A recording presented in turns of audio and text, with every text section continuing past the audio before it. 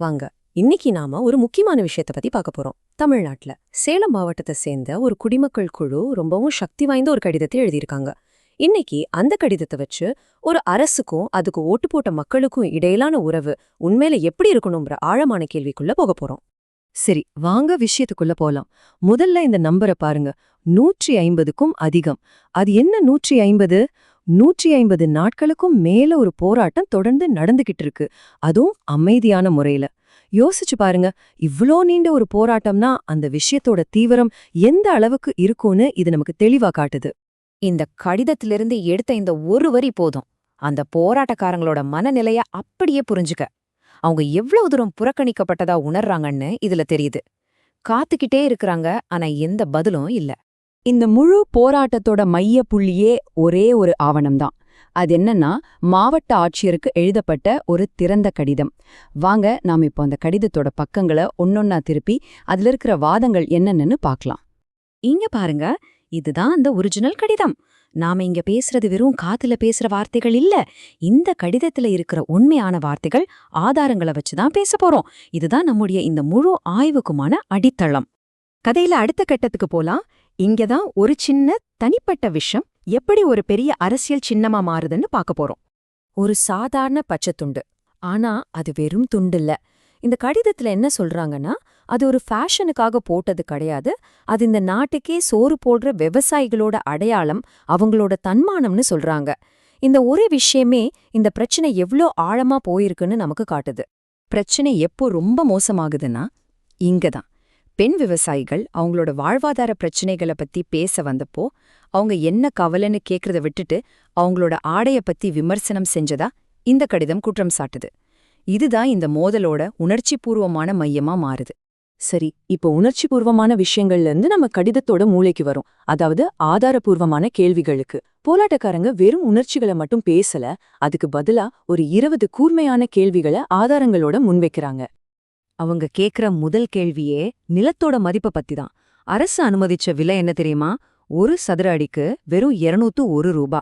ஆனா அதோட உண்மையான சந்தை மதிப்பு கிட்டத்தட்ட 15,000 ரூபா வரைக்கும் போகும்னு அவங்க சொல்றாங்க. யோசிச்சு பாருங்க, எவ்ளோ பெரிய வித்தியாசம். இதனால பொதுமக்களுக்கு பெரிய நஷ்டம் ஏற்படுதுன்னு கடிதம் வாதிடுது. அடுத்தது இந்த நம்பரை பாருங்க. 3860 கோடி ரூபாய். அப்பப்பா! இது அந்த திட்டப்பகுதிக்கு அடியில இருக்கிற கனிம வளத்தோட மதிப்புன்னு கடிதத்துல சொல்றாங்க. இந்த மதிப்புமிக்க வளம் அழிக்கப்படுதுன்னு போராட்டக்காரங்க சொல்றாங்க. இது அவங்களோட மிக முக்கியமான பொருளாதார வாதங்கள்ல ஒண்ணு. CBAM பேரு கொஞ்சம் கஷ்டமா இருக்கா? சிம்பிளா சொல்றேன். இது யூரோப் கொண்டு வந்திருக்க ஒரு புது கார்பன் வரி. இதனால இந்த மாதிரி சுற்றுச்சூழலை பாதிக்கிற ஜவுளி பூங்காக்கள்ல இருந்து ஏற்றுமதி பண்றது எதிர்காலத்துல லாபமாவே இருக்காதுன்னு அவங்க வாதிடுறாங்க. சோ இந்த திட்டமே எதிர்காலத்துல பயனற்றதாகிவிடும்னு சொல்றாங்க. ரொம்ப புத்திசாலித்தனமான ஒரு பாயிண்ட் இல்ல. பொருளாதாரத்தை பத்தி பேசணும். இப்போ சுற்றுச்சூழல். ஒரு சிம்பிளான கேள்வி. ஒரு ஊருக்கே தண்ணி கொடுக்கற முக்கியமான நீர் ஆதாரத்துக்கு மேல போய் 60 சாயப்பட்டறைகளை கட்டலாமா? இது ரொம்ப நேரடியான ஆனா ரொம்ப சக்தி வாய்ந்த ஒரு கேள்வி. கடிதத்தோட படி சுற்றுச்சூழல் பாதிப்புகள் 1 2 இல்ல, லிஸ்ட் பெருசா இருக்கு. 5 லட்சம் மக்களுக்கு தண்ணி கொடுக்கற ஆதாரம் டேஞ்சர்ல இருக்கு. 40 ஏக்கர் இயற்கை சதுப்பு நிலம் அழிய போகுது. 3000க்கும் மேற்பட்ட மரங்களை வெட்ட போறாங்க. இதெல்லாம் தான் அவங்க முன்வைக்கிற முக்கியமான குற்றச்சாட்டுகள். இப்போ நாம ரொம்ப முக்கியமான ஒரு குற்றச்சாட்டுக்கு வரோம். இந்த திட்டத்துக்கு அனுமதி கொடுத்த முறையில நிர்வாக ரீதியா ஒரு பெரிய தப்பு நடந்திருக்கா? ஒருவேளை ஒரு சுவார்த்த முரண்பாடு இருக்குமோ? இத கொஞ்சம் கவனமா கேளுங்க. திரு ஆ. அழகரசன், இவர்தான் அந்த சேலம் நூல் பூங்காவோட தலைவர். சரி, அதே திரு அழகரசன் தமிழ்நாடு மாசு கட்டுப்பாட்டு வாரியத்திலயும் ஒரு போர்டு மெம்பரா இருக்காரு. இப்போ புரியுதா? தன்னோட ப்ராஜெக்டுக்கு தானே சுற்றுச்சூழல் அனுமதி கொடுக்கற இடத்துல அவரே இருக்காருன்னு இந்த கடிதம் குற்றம் சாட்டுது. இது எவ்வளவு பெரிய கேள்விகளை எழுப்புதுன்னு அவங்க சுட்டி காட்டுறாங்க. அடுத்து இந்த எண் 23. இது வெறும் நம்பர் இல்ல. 23 கிராம சபைகள், மக்களால் தேர்ந்தெடுக்கப்பட்ட அமைப்புகள் இந்த திட்டமே வேண்டான்னு முறையா தீர்மானம் போட்டிருக்காங்க.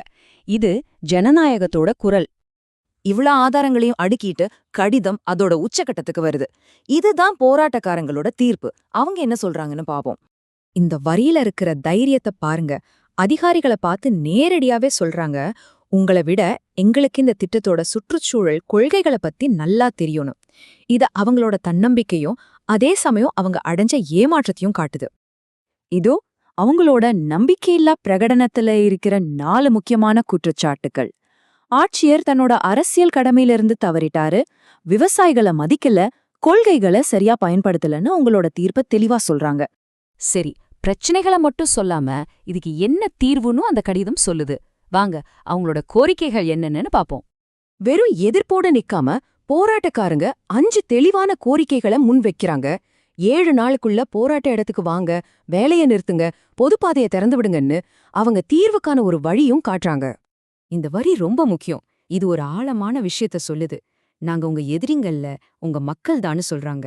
இது ஒரு சண்டை இல்ல, இது ஒரு உரையாடல்ல ஏற்பட்ட விரிசல்னு அவங்க புரிய வைக்கிறாங்க. கடைசியா இந்த கடிதம் 3 விஷயத்த ரொம்ப எளிமையா ஆனா ஆழமா கேக்குது. பெண்களை மதியுங்க, விவசாயிகளை மதியுங்க, இந்த பூமியை மதியுங்க. இது வெறும் ஒரு ப்ராஜெக்ட பத்தினதில்ல, நாம எப்படிப்பட்ட சமூகத்துல வாழ விரும்புறோம்னு கேக்குற ஒரு பெரிய கேள்வி. இந்த கேள்வியோடயே இன்னைக்கு முடிச்சுக்கலாம்.